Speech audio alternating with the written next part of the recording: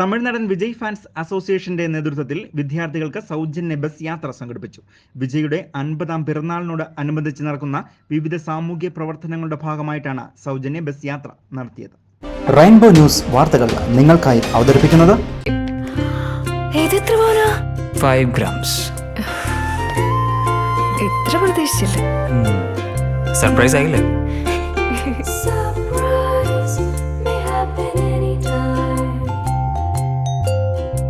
പവിത്ര gold, എന്നും സ്വന്തം.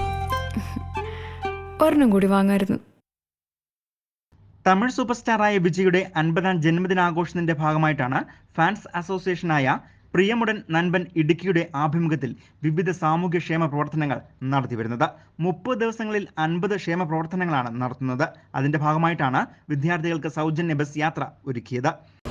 പ്രിയമുടൻ നൻപൻസിന്റെ 30 ദിവസം 50 വെൽഫെയർ എന്നുള്ള പ്രോഗ്രാമിന്റെ ഭാഗമായിട്ട് ഇന്ന് 21-ാം തീയതി വിദ്യാർത്ഥികൾക്ക് സൗജന്യ ബസ് യാത്ര നൽകി.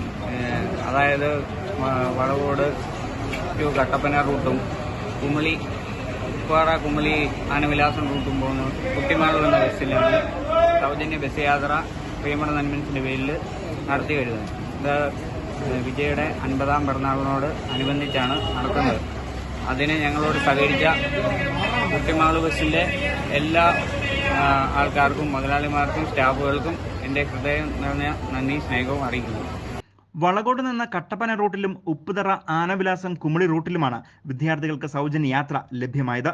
കുട്ടിമാളു ബസ്സുമായി സഹകരിച്ചാണ് ഫാൻസ് അസോസിയേഷൻ സൗജന്യ യാത്ര ഒരുക്കിയത്. വരും ദിവസങ്ങളിലും വിവിധ ക്ഷേമ പ്രവർത്തനങ്ങൾ നടത്തുവാനാണ് പ്രിയമുടൻ നൻപൻ ലക്ഷ്യം വെക്കുന്നത്. ഫാൻസ് അസോസിയേഷൻ ഇടുക്കി ജില്ലാ president Jerin P Thomas, secretary Soubin Mathew, Vishnu Biju എന്നിവർ പരിപാടികൾക്ക് നേതൃത്വം നൽകി. സൗജന്യ യാത്രയ്ക്കൊപ്പം വിദ്യാർത്ഥികൾക്ക് മധുര പലഹാരങ്ങളും വിതരണം ചെയ്തു. News bureau, Idukki.